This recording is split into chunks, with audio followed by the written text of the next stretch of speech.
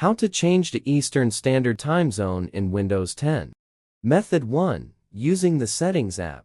Step 1. Open Settings. Step 2. Go to Time and Language. In Settings window, click on Time and in Language. Step 3. Select Date and Time.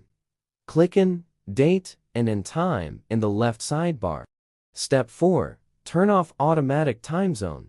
Toggle off the Set Time Zone Automatically option if it's on. Step 5. Change Time Zone.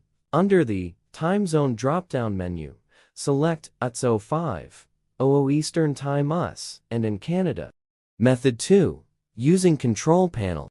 Step 1. Open Control Panel. Step 2. Select Date and Time. Click in Clock and Region. Then select Date and Time.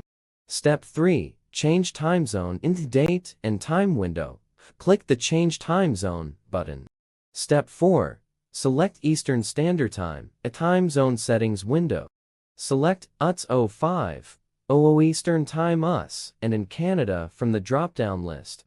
Step 5. Apply changes. Click OK to apply the changes, then click OK again to close the window.